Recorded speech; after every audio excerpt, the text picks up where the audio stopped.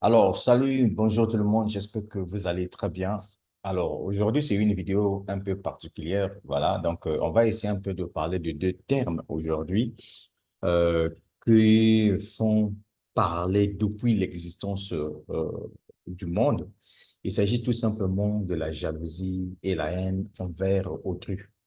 Alors, nous allons voir quels sont les facteurs, ouais, psychologiques, émotionnels et sociaux qui sont souvent à l'origine de la jalousie. Pourquoi dans votre famille, vous avez toujours des gens qui vous jalousent? Pourquoi dans l'entreprise là où vous travaillez, il y a des gens qui vous jalousent? Pourquoi autour de votre environnement, il y a toujours des gens qui ont la haine envers vous? Et donc, sans plus tarder, voici quelques éléments qui peuvent contribuer à ces sentiments qui, d'ailleurs, pour moi, je pense que la jalousie et la haine, ce sont en fait les deux cousins, les deux cousines, j'allais dire, du diable, en fait, parce que je ne peux pas comprendre comment ça peut se faire que vous ne maîtrisez aucune personne, même si c'est une personne de votre famille, vous manifestez la jalousie, la haine. Ça, ce n'est pas du tout meilleur. Et la jalousie ne se limite pas tout simplement autour de votre environnement physique, là où vous vivez. Même sur les réseaux sociaux, vous allez voir que surtout nous qui faisons un peu des business en ligne, on essaie un peu d'investir de gauche à droite. Voilà, il y a toujours des gens qui sont là en train de nous mettre les bâtons dans le roue. Et donc, du coup, on va regarder le tout premier, j'allais dire, facteur qui est souvent à l'origine de ça, c'est euh, l'incertitude et l'insécurité personnelle. Alors, lorsque une personne manque de confiance en elle-même, qu'elle se sent menacée par les compétences, les possessions ou les relations d'une autre personne, cela peut engendrer des sentiments de jalousie. Par exemple, quelqu'un qui se sent insatisfait de sa propre carrière peut être jaloux du succès professionnel d'un collègue. Je vous prends un exemple simple. On peut être dans une même entreprise. Toi, par exemple, tu as un salaire de 2 millions de francs CFA par mois. Moi, j'ai un salaire de 400 000 francs CFA par mois. Mais toi, tu ne sais pas gérer ton argent. Moi, je sais gérer mon argent puisque moi, je ne suis pas dans les passifs. Vous voyez? Donc, je suis dans les actifs. Je prends mes 400 000 que je gagne. Je peux mettre dans quelque chose qui peut m'apporter encore de l'argent. Et en ce moment-là, je vois autour de moi est-ce qu'il y a quelque chose qui ne manque pas? Et donc, du coup, par exemple, j'achète un terrain, paf, j'ai construit une villa. Tu vois? Et toi qui es mon collègue, ça ne te plaît pas. Voilà. Tu commences à manifester une jalousie.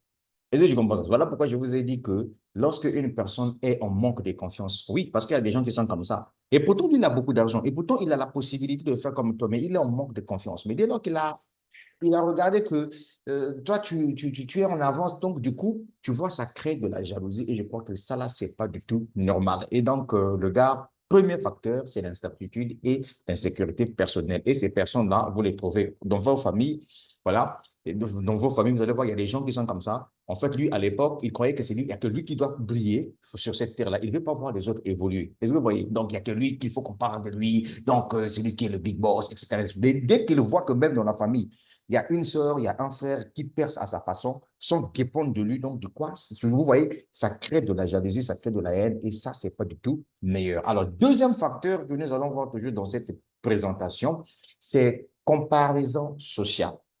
Alors, voilà encore un autre facteur qui cause la jalousie et la haine. Écoutez-moi bien, hein. Voilà, donc comparaison sociale.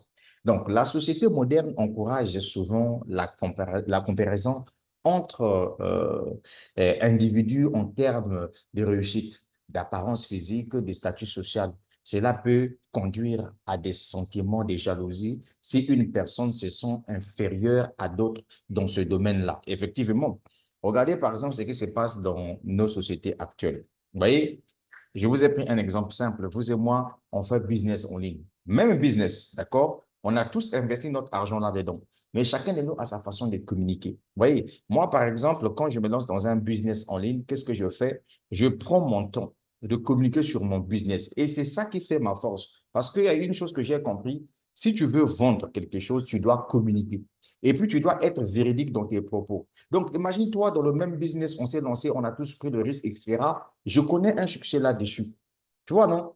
Alors, je commence à te montrer ce que je réalise grâce à l'argent que je gagne dans le même business là où tu es là.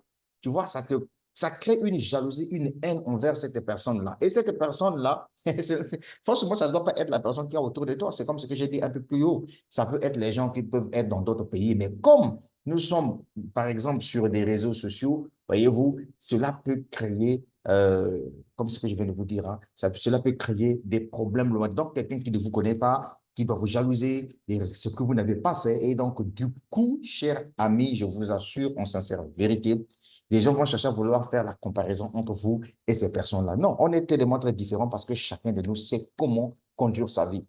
Et donc, du coup, comparaison sociale fait partie aussi des facteurs de jalousie et de haine. Alors, nous allons voir encore un autre élément pour que vous puissiez comprendre cela. On parle aussi de peur de la perte.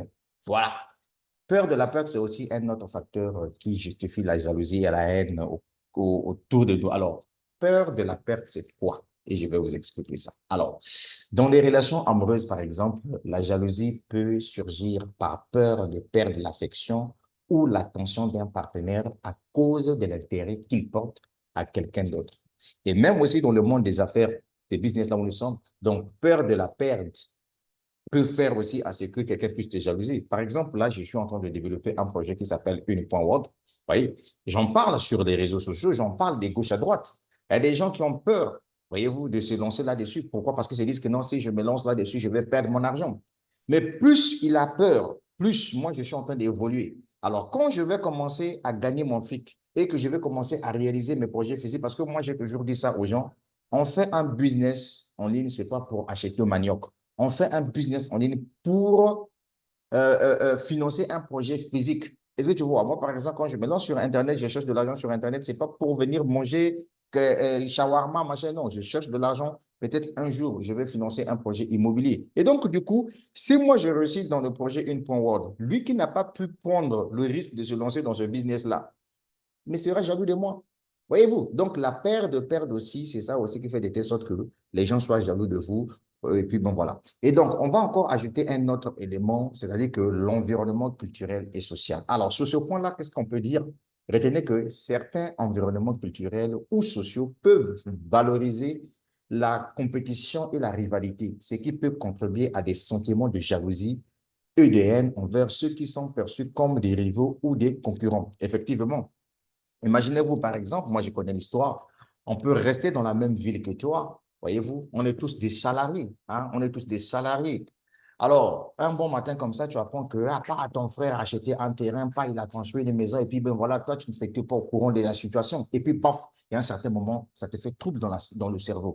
Tu commences à sentir une jalousie, une haine, parce que pour toi, tu te disais que tu es l'unique personne sur cette terre-là à avoir villa, voiture, machin et tout. Donc, chez les autres, là, ça ne peut pas marcher.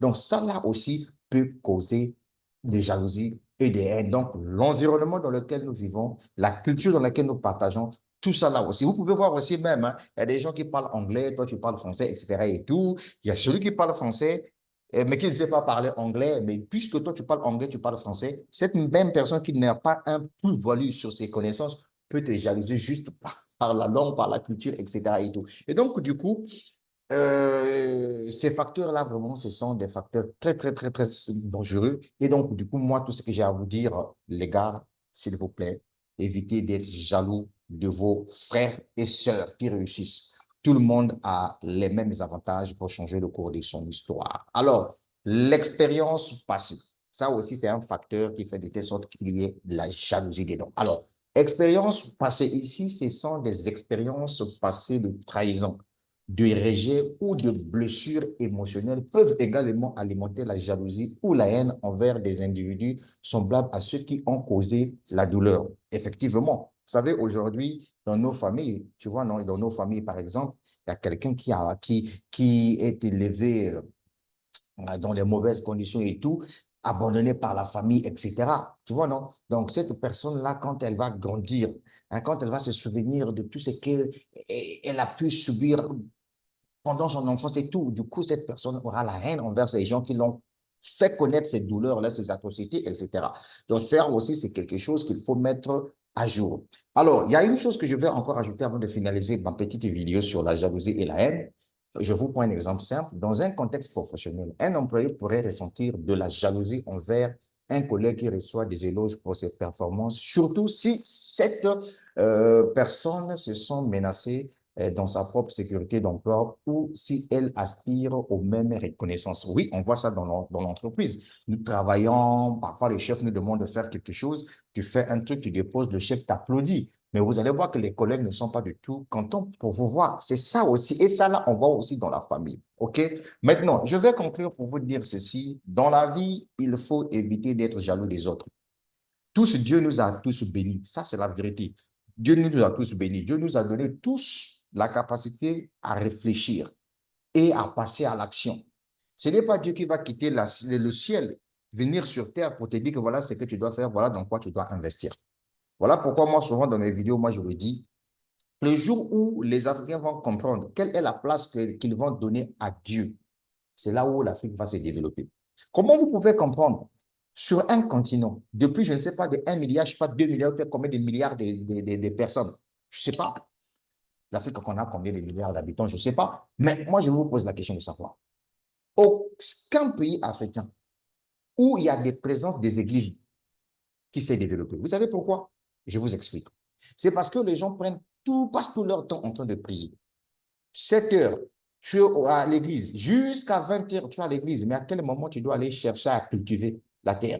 À quel moment tu dois aller chercher à faire un business?